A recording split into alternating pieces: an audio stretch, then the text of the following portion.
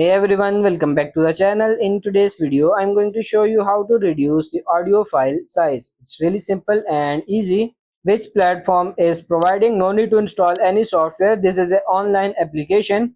How to do it?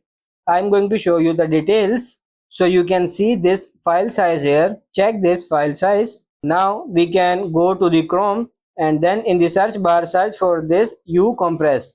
Then go for this first result here. Then you need to tap on this select file, select your audio file, and now tap on this upload and wait couple of seconds. You can compress here mp4, mov, mp3, pdf, png, jpg and many other things as well. It's simply free. You don't have to pay anything, or you doesn't have to register as well. So as you can see, our original file size is this, and then the compressed one is this. As you can see, there is a huge difference.